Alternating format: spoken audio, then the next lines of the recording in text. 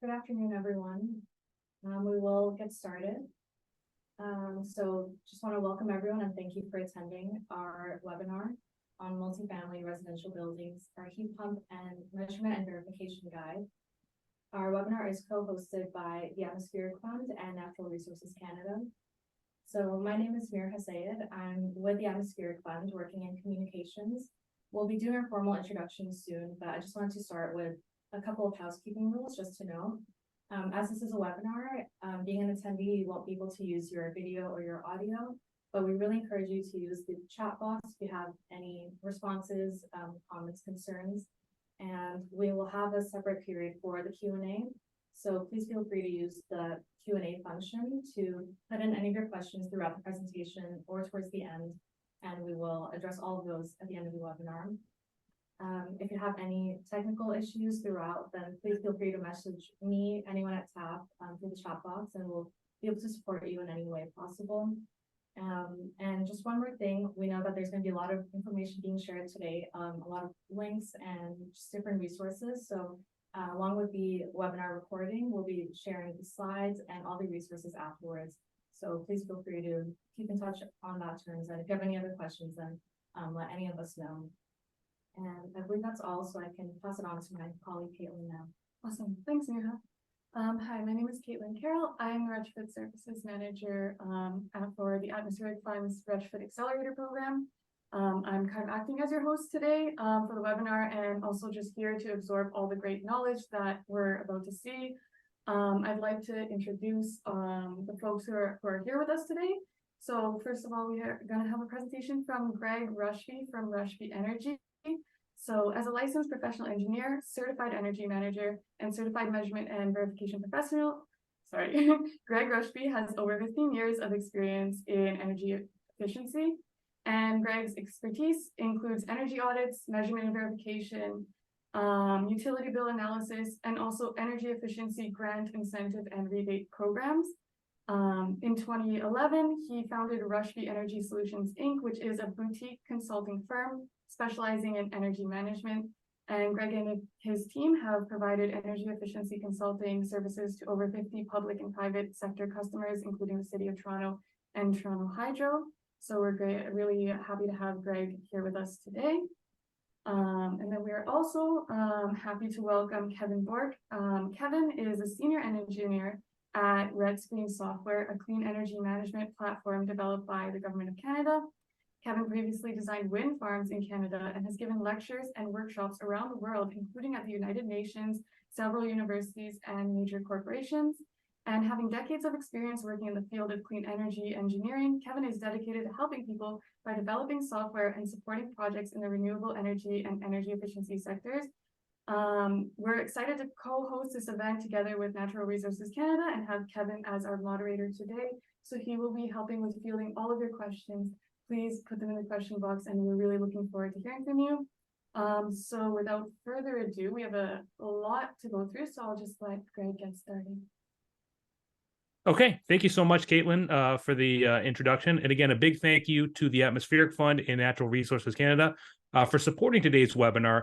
Today's webinar, we're going to go through a few things. We're going to go through a measurement and verification guide that TAF put together last year that I helped work with them on heat pump retrofit measurement verification in multifamily or multi-unit residential buildings. And we're also going to show how RETscreen software can be used to pretty quickly help with measurement and verification as well. So we're going to go through quite a few topics at a pretty high level today. We won't be able to go too in-depth on heat pumps or M&V in particular. So with all that said, I will say it now, and of course, we'll share my contact information at the end of the presentation. Always happy to talk heat pumps, M&V, RETscreen, all that stuff. So if there's any questions afterwards, happy to answer them at the end of the webinar, and of course, happy to answer them after today and take them offline in the future as well.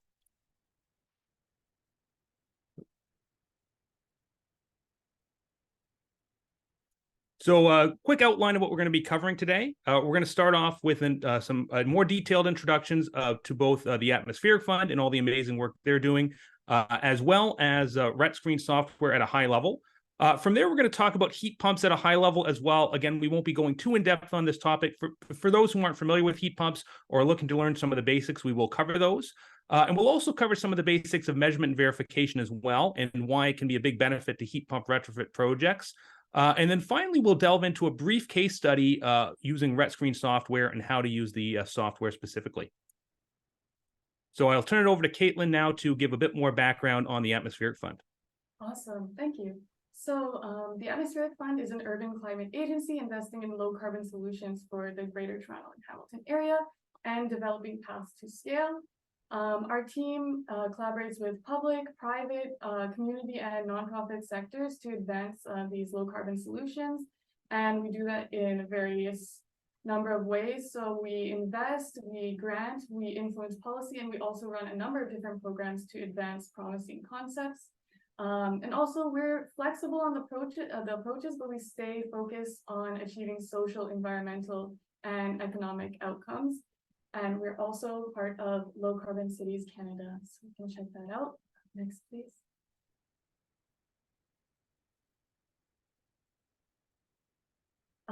And so as I mentioned earlier, I work as part of our Retrofit Accelerator program. Briefly, what that is, we support deep energy retrofits of multi-unit residential buildings in the GTHA. We want to improve the energy efficiency, the operations, and also just the housing in general, including the comfort of the people who live there. And through our accelerator, we provide expert guidance through all the steps of the deep retrofit process. And we can also help support with procurement and project management. So if you're interested in that or you have a project, please reach out to me and I would love to speak with you. Thanks. Thanks so much, Caitlin. I'm going to pass it over now to Kevin, who's going to give some background on RETscreen software. Thanks, everyone. Yeah, welcome. I'm very happy to be part of this and joining Tap and Greg. So for those of you who aren't aware, RETscreen is a software that is developed by the Government of Canada through the Natural Resources Canada. We're based out of the CanMet Energy Research Centre in Varennes. And you can download that software today on our website. In fact, if you want to go to the next slide, Greg, thanks. We just released our latest version of the software. It has a lot of great important updates.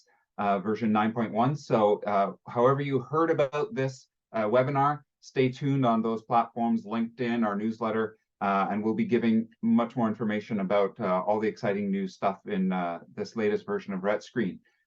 We continue to grow and we continue to evolve the software. That's why we keep adding things. I like to say, if you haven't used or touched RETscreen in the last 5 to 6 years, you really haven't touched or used RETscreen. So we're up over 800,000 users now from pretty much every country in the world. And the software, of course, is available in 38 languages. So for those of us who maybe English isn't our first language, RETscreen allows for that easy communication on a common platform. If you can go to the next slide, Greg. So this is just a reminder that RETscreen covers a lot of things. Today we'll be looking at the measurement and verification and the heat pump aspect to RETscreen. So that's in that middle row there, and that second to last and last element. But RETscreen includes a ton of other stuff, including a virtual energy analyzer. We have a carbon neutral planning tool. We have portfolio tracking. So not only in a single facility, but also you can aggregate those into a portfolio and have lots of different ways to view the data, analyze it at all sorts of different levels. So I won't get into detail there. There's a lot of material on our YouTube channel, which is the next slide. So if you haven't seen that, go to our YouTube channel. And of course, I'll be available in the Q&A. And of course, you can email us and we'll be very happy to help you out with any of your RETscreen questions. So without further ado, I'll hand it off to the main content here with Greg. Thanks so much, Kevin, and thanks so much for being here with us today. Again, you and your team do fantastic work with RETscreen, and really excited that you're able to support today's webinar. So to start things off, we're just going to cover the basics of heat pumps for those who may not be familiar with the technology. So the heat pump is essentially a device that can heat a home or any sort of building by moving heat from a source, which is typically the air, ground, or water, to a sink, which is typically indoors of a building. So the operating principle of a heat pump is similar to an air conditioner or a refrigerator, but when operating in heating mode, the heat pump is essentially a reverse refrigerator or reverse air conditioner. So the key to keep in mind with a heat pump is it's the main part of the name pump really kind of tells the tale. A heat pump doesn't generate thermal energy the way a furnace would. Instead, it moves thermal energy using the refrigerant, again, the same way a fridge moves thermal energy out of your fridge and into your home. That said, the term heat pump is somewhat of a misnomer, as heat pumps can also provide cooling. So again, today we're focusing on heat pumps in a multi-family, multi-unit residential building. Again, with the Atmospheric Fund focused primarily on the Greater Toronto Hamilton area. Many of the older multifamily buildings around there don't have base building cooling. They have those, well, for residents who do want cooling, they'll often have a portable air conditioner, those window shakers or other portable units, but there's no actual base building heating involved, or sorry, base building cooling involved. So for buildings that do upgrade to heat pumps, in addition to having a more energy efficient heating system, they also provide cooling to the base building system as well. So a heat pump, essentially, when it switches between cooling and heating mode, it operates in reverse. And again, we're only really scratching the surface of heat pumps today, just like we're scratching the surface of RETscreen. But there's a ton of different heat pumps out there. Not all heat pumps are created equal. Just a quick kind of summary of some of the basic technology out there. There's air-to-air ducted heat pumps, which you can use to replace your ducted furnace in your home, for example. For buildings that don't have duct work, there's mini and multi-splits, including variable refrigerant flow technology. For buildings with hydronic heating systems, there's air-to-water heat pumps.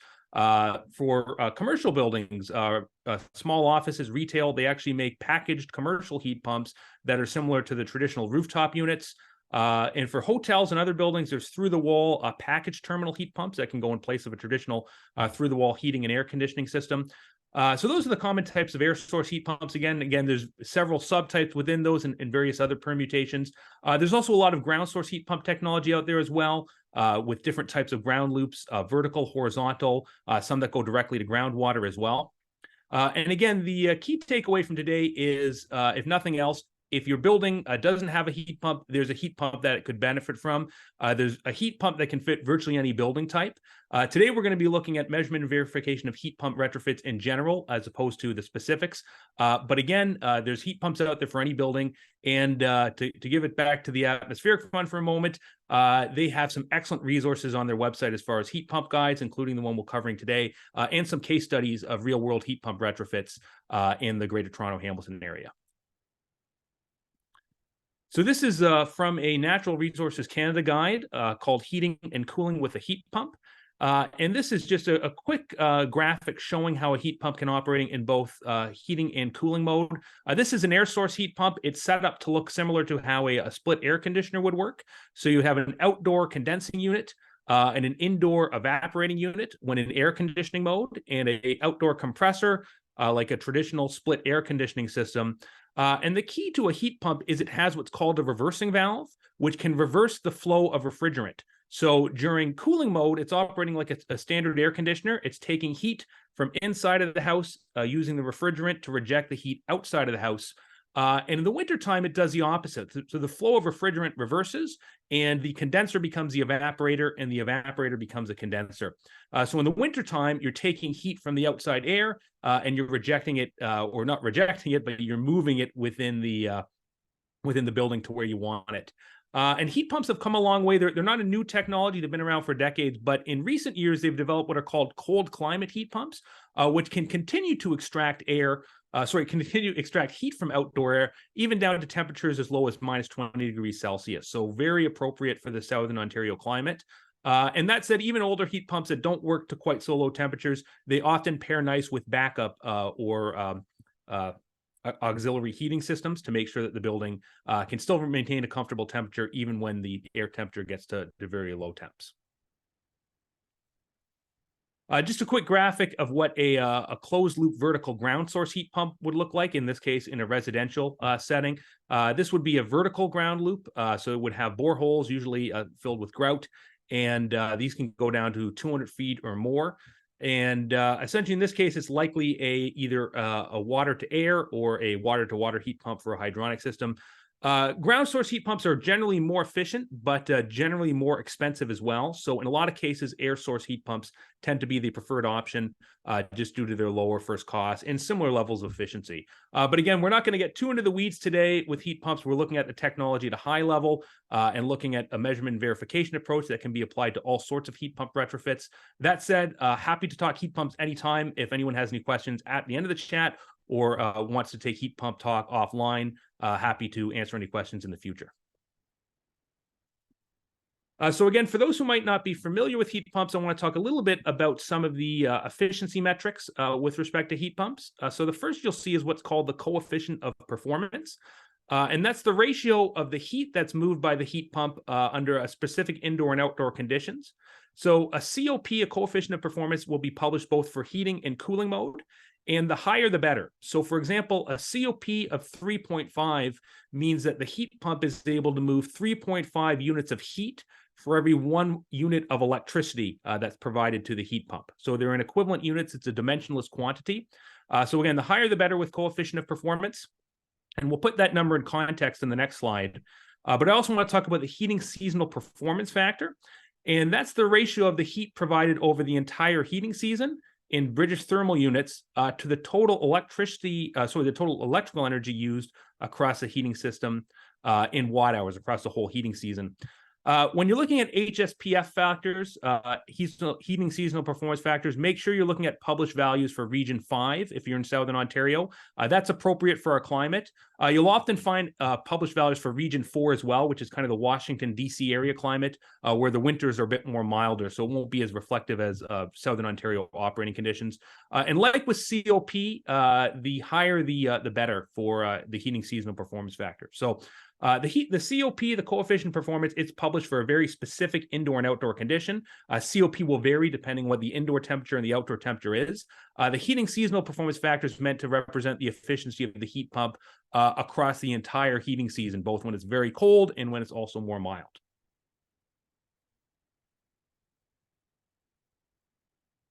So why would you want to use a heat pump as opposed to legacy heating and cooling technology? Well, the biggest reason is energy efficiency. So heat pumps are the most energy efficient heating technology available. To put the COP numbers in context, we were talking about a little previously, an electric resistance baseboard heater, which is still very common in a lot of multifamily Ontario apartment buildings, have a coefficient of performance of 1. And again, what that means is that for every 1 watt of electric power that's provided to the electric resistance baseboard, you get 1 watt of thermal energy, 1 watt of heat out of the baseboard. So it's a 1-for-1 trade. Boilers and furnaces have lower COPs ranging from about 0.7 to upwards of 0.9, depending on the efficiency of the system. But even with a higher efficiency system and a COP of 0.9, that means for every 1 unit of gas you're combusting, you're only getting 0.9 units of thermal energy out of your boiler or furnace. So heat pump COPs in heating mode can exceed 3.5, and same with cooling mode as well. So for heat pumps, when it comes to heating, they're far and away the most efficient heating technology out there. For every 1 unit of power you provide to the heat pump, you can get upwards of around 3.5 or more units of heat, thermal energy out of your heat pump. And again, specifically in a multi-residential, multifamily context, heat pumps can add central air conditioning to multifamily buildings that don't currently have them. So again, a lot of Ontario multifamily buildings were built in the 70s and 80s and even earlier and didn't have central air conditioning installed. So they'll often have tenant-owned window shaker units, which aren't particularly efficient. It can potentially be dangerous too if they're not installed in a safe manner because they're very heavy units and can be installed high up. With a heat pump, you can now provide central air conditioning to all tenants within the building, which is a big benefit. And again, to swing it back to the excellent work that the Atmospheric Fund is doing with respect to climate change. Unfortunately, with climate change, we are experiencing hotter and hotter summers. Maybe some might think it's a good thing, but overall, for the overall global climate, it's a bad thing. So air conditioning is becoming more important to multifamily buildings in Southern Ontario. Another big benefit to heat pumps is reduced greenhouse gas emissions. So most Ontario buildings are heated with natural gas. Again, many Ontario multifamily buildings still use electric baseboard heating, but gas is a very common heating source as well. And looking at the overall majority of all Ontario buildings, not just multifamily, natural gas is the most common heating fuel. And it should also be pointed out that natural gas in Ontario is currently subject to the federal carbon tax, which is currently set at $65 per ton, but is set to raise to $170 per ton in 2030. So it basically raises about $15 per ton every year.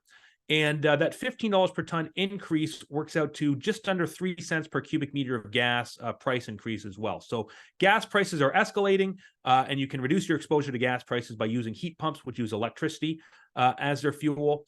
And to put the numbers in context, again, gas versus electricity, this is for Ontario. It's going to vary a little bit depending on what your province you're in. But in Ontario, we have very low carbon electricity. It's about 28 grams per kilowatt hour versus the natural gas. If you combust natural gas, it has about 181 grams per kilowatt hour of gas fuel that you're burning. So about 6 times more carbon intensive fuel, natural gas.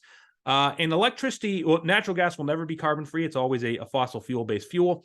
But electricity, both in Ontario and Canada-wide, there's a plan to have a net zero electricity grid by 2035 in Canada. So electricity will eventually be a carbon-free fuel in Canada. Natural gas will, of course, never be. So big benefits to switching to electric heating in addition to the overall energy efficiency improvements. So I want to talk a little bit about some of the functions about heat pump technology in RETscreen. Again, we're going to scratch the surface today, but we will look at a few of these features, at least briefly. And firstly is RETscreen can quickly assess the energy savings or feasibility of a heat pump upgrade in a multifamily building, or indeed across many different types of building, using what's called the virtual energy analyzer. So with the virtual energy analyzer, you can analyze different archetypical facilities. So there's archetypical facilities for mid and high-rise multifamily buildings, as well as other types of residential buildings, townhouses, single detached homes, and other building types as well, offices, military buildings, retail buildings. And with the virtual energy analyzer, you can run a feasibility scenario of an 80 to 90% emissions reduction upgrade.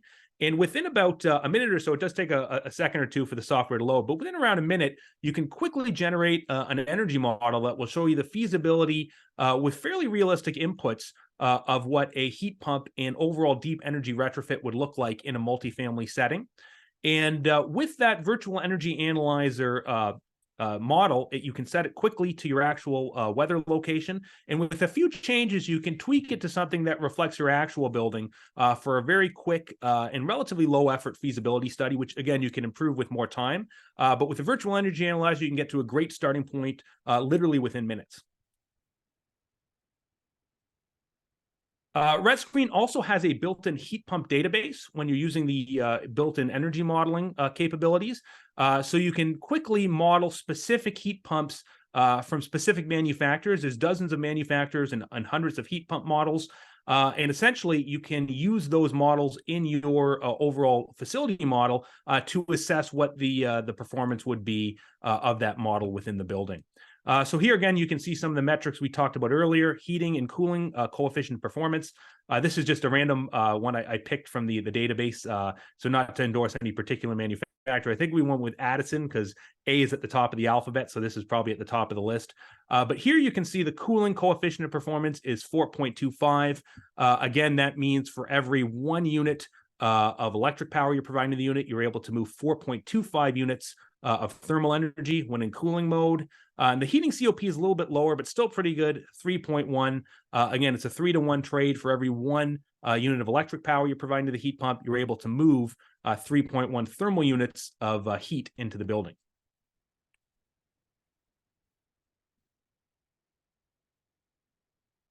So going to swing the presentation over to measurement verification as well. I know we're covering a lot in this brief lunch hour webinar. As I said, I know I'm moving very quickly. So if anyone has any questions after the presentation, very happy to take this stuff up online. But really what measurement verification is all about is understanding that you cannot directly measure energy savings. So when you save energy, you don't use energy. And when you don't use something, you can't measure it. So you can calculate energy savings, but you can't directly measure it. And energy savings with measurement verification should be done using measured data to make the energy savings calculations as accurate as possible. And measurement verification also requires adjustments to make sure that your savings calculations account for the same operating conditions. So in the case of a heat pump retrofit in a multifamily building, you would want to make sure that when you're calculating energy savings, you're calculating the savings under equivalent weather conditions. So if the year before you upgrade the heat pumps was a very mild winter and you install the heat pumps in a very cold winter, you'd want to make sure you're doing a proper weather adjustment to ensure you're doing an apples to apples comparison when you're doing those savings calculations. And today we're going to show you how to do that with the RETscreen software, as well as following a TAF guide on this very subject. So again, we're covering M&V at a high level, but essentially the main document the industry uses for measurement and verification is Efficiency Valuation Organization's International Performance Measurement and Verification Protocol, which essentially defines 4 different options for measurement and verification. Option A is called retrofit isolation, key parameters measurement. And that's essentially where you only measure around what's been retrofitted, the energy efficiency measure that was installed. And the key parameter you measure tends to be the electrical input power or whatever energy or fuel that retrofit is consuming. Option B is a bit more detailed. It's retrofit isolation, but now measuring all parameters. So in addition to measuring the electrical power that would be consumed by the retrofit, you would also measure flow, temperature, and other operating parameters. Option C is whole facility measurement verification, where you look at whole facility utility bills to verify the energy savings. And then lastly, it's sometimes called the option of least resort or last resort because it can be an expensive option. But where it's not feasible to use the other 3 options, you typically will use option D, which is a calibrated simulation, which you do a whole building energy model calibrated to actual utility usage. Can be fairly expensive to do a calibrated simulation, usually thousands of dollars, sometimes tens of thousands of dollars if you're hiring an outside energy modeler. So again, it tends to be the last option, but it is still a viable option nonetheless. So why would you care about measurement verification? Why not just pay for the heat pumps and just let them run? Well, the key, and again, measurement verification does extend beyond heat pumps. It can apply to any sort of energy efficiency upgrade. And with measurement verification, you can track your performance to ensure that your investment is performing as expected. So a heat pump retrofit in a multifamily building is a capital-intensive upgrade. And if you're going to invest that capital into an upgrade in your building, you want to make sure your heat pumps are operating as expected. And if they're not, you can take corrective action to make sure they are getting your expected performance. And again, with RETscreen, we're going to learn today, it is fairly straightforward and fairly simple to set up a measurement verification system, a measurement verification plan, and some models to track your energy savings. And in some cases, certain provincial, federal, and utility granted incentive and rebate programs require measurement verification as well for qualification. For example, the Independent Electricity System Operators Save on Energy Retrofit program here in Ontario does require measurement verification for larger custom projects through that program. So in some cases, M&V is a requirement to get access to some of these grants and incentives. But in all cases, M&V is a good way of making sure your investment is performing as expected. So today we're going to be following measurement verification for heat pump retrofits in multi-unit residential buildings, as described in this TAF publication from last year, about a year ago. I actually worked with TAF to help develop this guide. And again, this is designed to be followed by multifamily property managers to make sure that they're able to track their savings for a heat pump retrofit, both to access potential incentives, and again, to make sure that the heat pump is operating as expected. So I would encourage folks who are interested in the subject to read the guide. It's not a particularly long guide and does offer some easy, simple step-by-step instructions that any multifamily property manager could follow to set up a specific measurement verification plan and model for their building. Today, we're going to review the steps at a high level, but again, for those who do want to dive deeper, the guide is available for free online. And again, this guide is designed for electrically heated multi-unit residential buildings, but it can easily be used for gas-heated buildings with some minor adjustments. And it focuses on IPMVP option C M&V, which, as we just mentioned, is for whole building measurement verification using utility bill data. So why would you use option C? Why wouldn't you instead put sub-meters on your heat pumps, for example? Well, the main reason why you'd want to use IPMVP option C in the specific context of a multifamily building heat pump retrofit is that for multifamily buildings, heating is the main use of energy. It represents usually about 50 to 60% of the total building energy use. So therefore, an upgrade to the heating system that makes it, 50% more efficient, you're going to see those savings show up in the utility bills.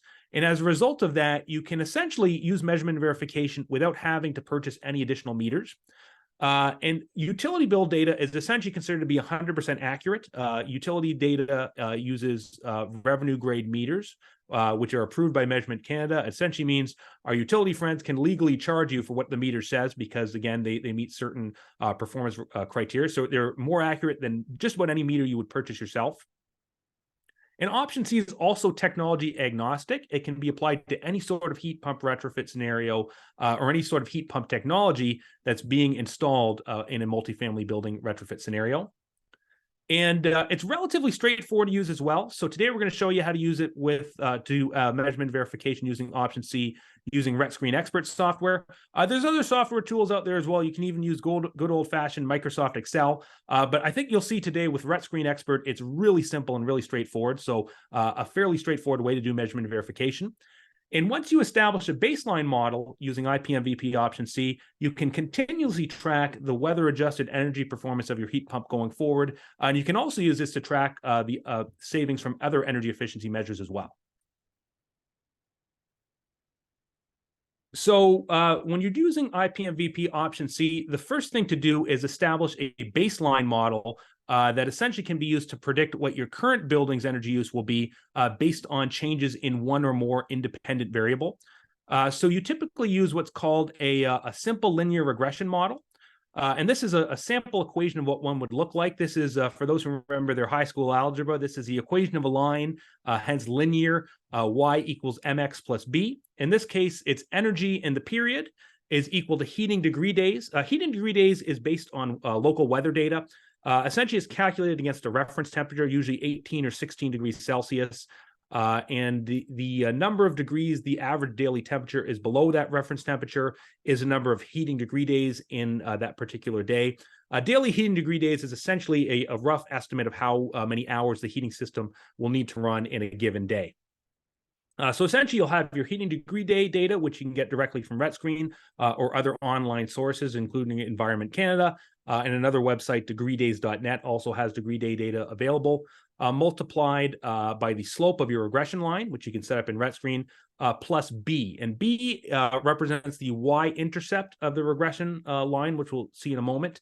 It also represents the base load of your building. So when your building doesn't use any heat, this is the energy that your building's still using. So in the context of a multifamily building, it would be things like your laundry usage, your corridor and stairwell lighting, any other sort of base building load, elevators, things like that.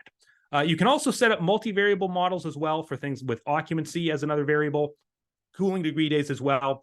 But typically for apartment buildings, you can set up a pretty straightforward and pretty useful model with a single independent variable, heating degree days, relatively quickly. So this is, again, from the Atmospheric Fund's measurement verification guide. This is an example of a an example of a simple linear regression model. So this is the regression equation, y equals 85.62x, where x is your daily heating degree days, plus 695.2. And this equation of a line represents the best fit between these data points, where Y is the daily electricity, which is typically calculated by dividing the electricity usage in your utility bill by the number of days in the billing period. And then daily heating degree data is typically sourced from RETscreen or another online source. So again, in this case, if you have 0 heating degree days, that means your building will use at least 695 kilowatt hours per day. And then if you have more heating degree days, if it's colder outside, you'll use more energy accordingly to account for the heating system. So this part of the equation represents your heating system's energy use, and this part of the equation represents your base building usage that's not associated with heating. Again, there's a lot to do with statistics of RETscreens. We're not going to go in depth today, but a kind of a key takeaway here is this regression to the equation is what's called the R-squared value, which is a coefficient of determination. It ranges between 0 to 1, with closer to being 1 being better. And essentially, the higher the coefficient of determination, the higher the R-squared value. That means the more your fluctuations in daily electricity can be explained by fluctuations in the model's independent variable, in this case, daily heating degree days. As a rule of thumb, an R-squared above 0.75 indicates an acceptable model. And I've worked on dozens of multifamily building models in RETscreen for regression, and I've never seen a multifamily building have a model below 0.75. So again, because heating is such a high energy usage in multifamily buildings, these regression models tend to be pretty easy to set up and pretty good for multifamily scenarios. And once you have your baseline model, you can then use that to predict what your baseline heating system would have used under any sort of heating conditions, under any sort of heating degree days. And then when you have your new heat pump system installed, you can compare your actual heat pump's energy use to what your old system would have used under the exact same weather conditions, again, under the exact same heating degree days. And that essentially allows you to calculate weather adjusted savings. So you're calculating savings under identical weather conditions as opposed to comparing the performance of two different heating systems under two different heating conditions, under two different heating seasons. So with the TAF guide, you can follow along. Again, it's a relatively quick read and offers step-by-step instructions to perform heat pump measurement verification in a multifamily scenario. And with RETscreen, you can follow along with that guide and very quickly create and optimize a baseline model for tracking performance and also to track the energy savings once the heat pump upgrade takes place. It's a little outside the context of M&V, but again, I did mention you can also set up a quick energy model with the virtual energy analyzer. And we'll show you how to do that in a moment as well. So we're going to go through a quick case study, which is partly based on modified real-world data from a customer we worked with in the past. We have changed the data around for confidentiality purposes and cleaned it up a bit to make it play a little nicer for today's demonstration, but it's largely based on real-world data, and it's for a electric heated apartment building unit in Southern Ontario that was around 50 units, a mix of 1, 2, and 3 bedroom units. And we'll quickly dive into RETscreen now, and I'll show you how to set up a regression model relatively quickly using existing utility data.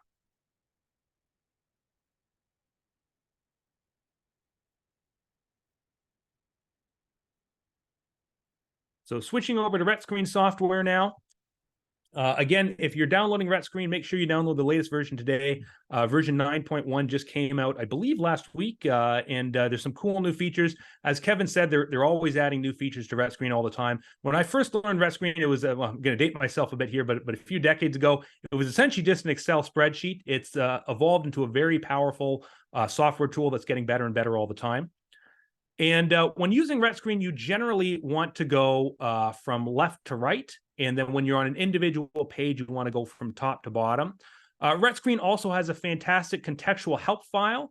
So anytime you hover over something and you see a little question mark on the screen, if you click on it, it will instantly pop up the help file and explain what those inputs are. And in some cases, give you some sample inputs as well if you don't know what to enter. So we'll quickly show you guys the virtual energy analyzer before we get into the performance analysis side of things. But if you go to virtual energy analyzer, and again, if you're a multifamily property manager, you're going to want to select a real property, a residential property type. And from here, you can pick, again, a mid-rise or a high-rise apartment, and you can look at a 30 to 40 energy percent reduction target or an 80 to 90% emission reduction target. So we're going to look at the mid-rise here, and we'll set it up for Guelph, Ontario for the location. And once you've done that, you can click this play button down here, and it will go ahead and set up the energy model. Again, I said it does take about a few seconds or so to set it up for you, but it's still relatively quick.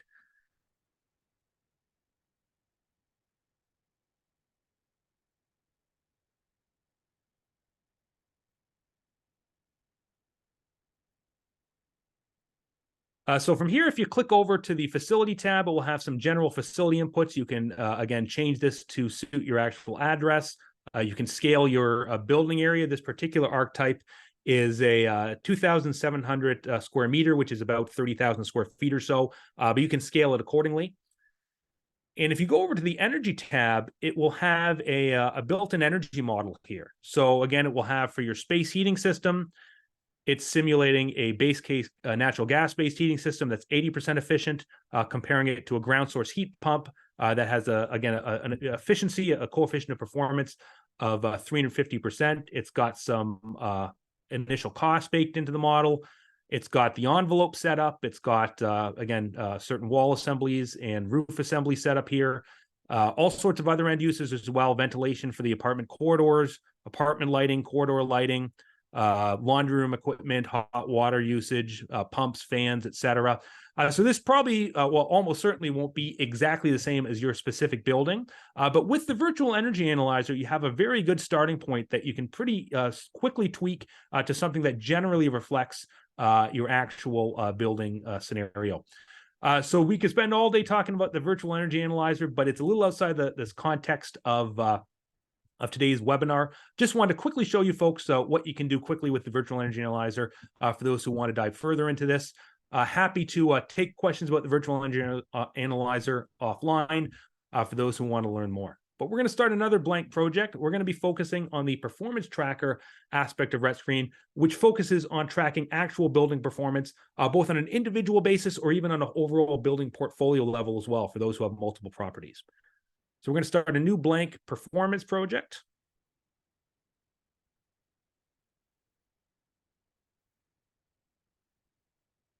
And the first thing we're going to set up our location here.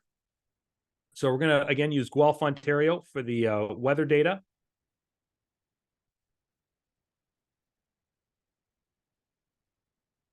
So we're going to search up here.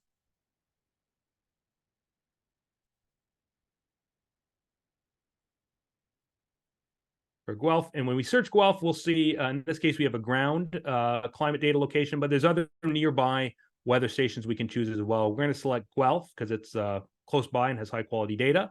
We'll click the check mark to load in the Guelph data. And from here, we've set the facility location to beautiful downtown Guelph, and we can now import data to set up our regression model and our measurement and verification as well. So clicking over to the data tab, the first step is to import data, which can either be transportation-related data, electricity production if you have on-site renewables, but most commonly it's consumption data, be it gas, electricity, or other fuels. So we're going to import some electricity consumption data. And again, you can name it whatever you want. We'll call it case study electricity, but you can choose whatever you want. And you can also choose different units as well.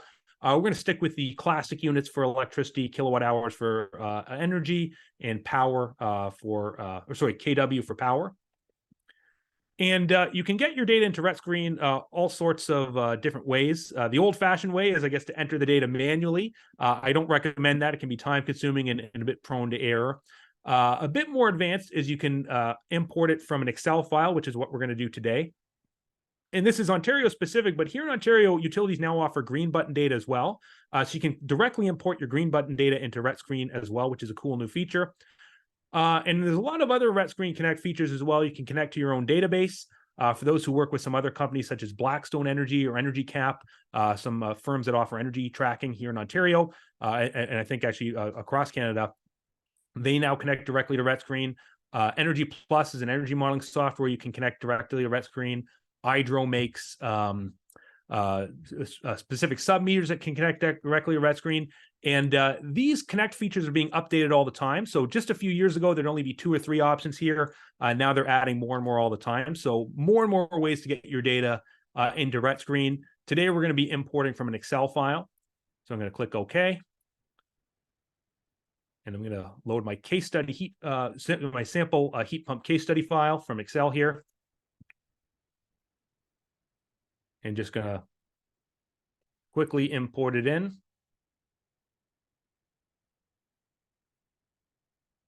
So what I've done is I've imported 2 years. Again, this is modified based on real world scenarios, but this is 2 years worth of data. The 2021 calendar year represents the base case scenario, the baseboard electric heating system, the baseline heating system, and the 2022 data from January 1st onwards represents the heat pump heating data. So we're going to set up a 1-year baseline and a 1-year measurement verification. So now that we've imported our data, the next step is to set up factors of influence. So if you have a factory, you can import production level. Occupancy is another good one as well for multiple building types. But most commonly, you want weather as a factor of influence. So again, we've set our location as Guelph, so it's automatically selecting Guelph for our facility location. These are the latitude and longitude coordinates for Guelph, Ontario. So we'll click Next. And again, we can use RETscreen Connect to get weather data. We can enter weather data manually if you've memorized the average temperatures of Guelph for every hour. Or of course, you can upload it as an Excel file. But my preferred option is to connect directly to NASA, which is a built-in feature of RETscreen, so we can directly download NASA weather data. So we're going to go ahead and do that. And again, it's going to get it from 2021, January 1st, because that's when our data begins, all the way till today's date, 2023, November 13th. We'll click the play or calculate button. And it's connecting to NASA servers. In 99.9% of the time, it works. Hopefully not during a webinar will be that 0.1% of the time where it has issues. Doesn't seem to have an issue. Looks like it imported correctly. It was missing 1 hour worth of data, which it auto-filled with an average. So pretty good. And here we've got all sorts of NASA weather data now. We've got average temperature, maximum and minimum daily temperatures, humidity, precipitation, atmospheric pressure, all sorts of good stuff. But again, you usually want to use heating degree days as your independent variable for regression models. So we're going to go over to step 3 and use some degree day data as part of our data processing. So when we click that, it's not showing up. There we go. So you can add heating degree days, cooling degree days, or both. We're going to do heating degree days today. And you can choose different reference temperatures. I'm going to go with 18, which is a typical. And there is an option to optimize reference temperatures in RETscreen as well. But we're going to start with 18 for now. And when we do that, it will automatically add degree day data over to the far right side of our weather data table here. And the last step we want to do before we set up our regression model is to merge our degree day data into our electricity table. So we're going to click this merge under step 3 data processing. And our destination table is going to be our electricity table. Our source table for the data is going to be the weather table. And we're going to want to merge the heating degree days into the electricity table. So we'll click OK. And if we move over to our electricity table now, we now have the monthly electricity usage as well as monthly heating degree day data. So now that we have our data all in one table, we can go ahead and set up our regression model by moving over to the analytics portion of RETscreen. And step 1 is to set up a graph. My favorite is a time series graph. So we're going to set up a time series graph. So again, under graph, I'm choosing time series graph. And we're going to graph both electricity kilowatt hours and heating degree days. And we can call the time series graph, again, whatever we want. We'll call it webinar, case study, time series.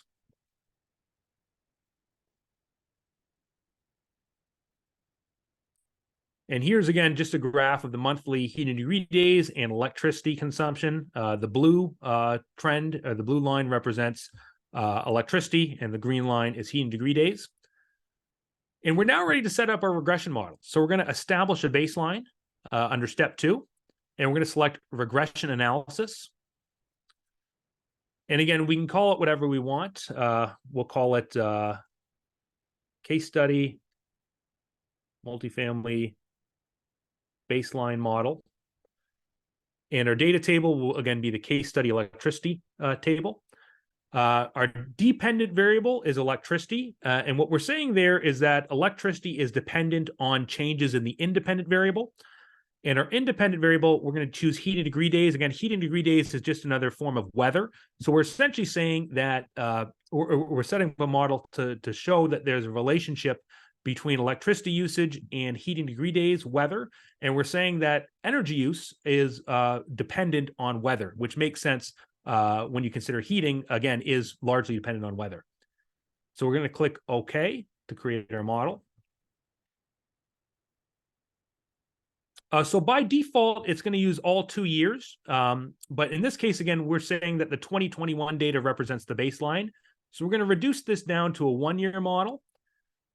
And again, it's beginning on 2021. And we now have this regression equation here, y equals 130.19 plus 1,149, where x is the daily heating degree days and y is equal to the daily energy use. So in this case, if there's 0 heating degree days, the base load of the building is 1,149 kilowatt hours. And again, we talked briefly in the presentation about the R squared value. This has an R squared value of 0.9353, so a pretty strong model to start with. We can further optimize the reference temperature if we want to even tweak it from there, but this is actually a pretty good starting point. And this equation here represents the line of best fit between this data points. So essentially, with this regression equation, we can predict our building's total energy use based on different weather conditions. And if we look at the line graph, you can see this green represents actual electricity, blue represents predicted electricity. So generally speaking, this model is pretty good at accurately calculating or predicting what the actual usage is. So it'll be good to move forward for measurement verification to calculate what our old system would have used under equivalent weather conditions, under equivalent heating degree days of our new system. So from here, we're ready to move over to measurement verification. And when we click measurement verification, in this case, it'll automatically set up an M&V with a commissioning date here of January 1st. And we now have a measurement verification model or measurement verification analysis that's comparing the predicted usage of our baseline model, this blue line here, to the actual usage of our new system, this green line here. And again, this baseline predicted usage is calculated based on the actual heating degree days of 2022. So this is what your old system would have used in 2022 if you didn't upgrade it. Again, you can see in the winter months, the savings are highest. Not much savings in the summer months. This building didn't use a lot of air conditioning. And again, when you get back into the heating season at the end of the year, the savings increase as well. And in this case, RETscreen calculated savings of 199,129 kilowatt hours, which I think worked out to about 30% savings or so for the total building. So again, we're obviously going through this relatively quick. So there's more to learn about this, of course, but the point of today is to really show you it's really just that easy with RETscreen. In a relatively a little amount of time, you can very quickly do a measurement verification analysis. And again, you can tweak it. There's lots more to learn, lots of improvements to be made. But the key takeaway from today is that RETscreen can help with measurement verification for heat pump projects and other projects as well, where whole building M&V is appropriate very, very quickly. So I'm going to switch it back to the presentation.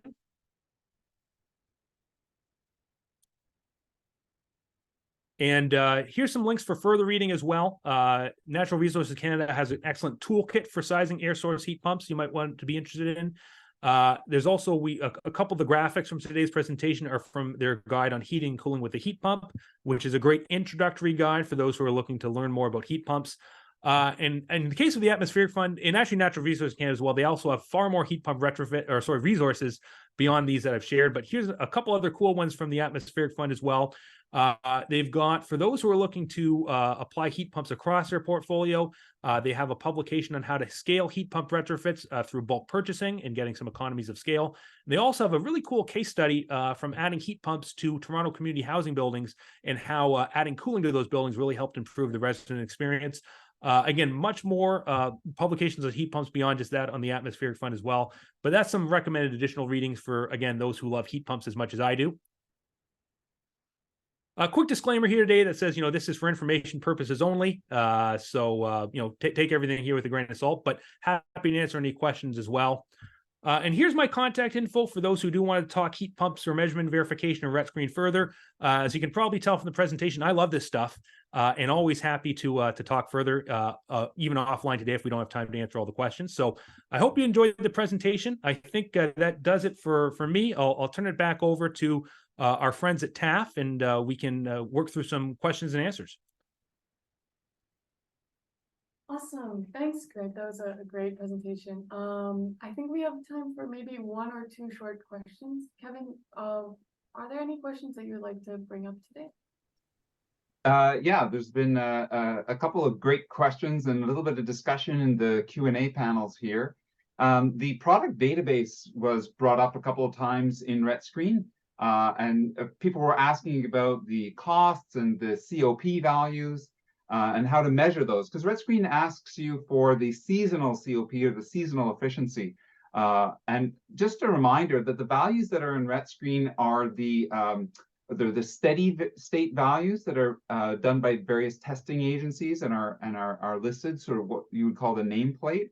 And so, as Greg mentioned right at the beginning, you need to take that into consideration when you're looking at the actual climate, the outdoor temperatures and the indoor temperatures. But as I was writing in one of the answers to one of the questions that come up, remember at the pre-feasibility study, you don't need to go down to the third decimal place of accuracy. You want to figure out, do things make sense? And so start with the data that you have available. And the same goes with cost. RETscreen has an extensive cost database that we update regularly. Those costs, you can escalate those with inflation and then adjust them for your what your regional costs might be. So all the data is there for you to analyze. Greg, we did have a question about something that I saw. Can you give us any examples of real projects, sort of how this would work in real world settings?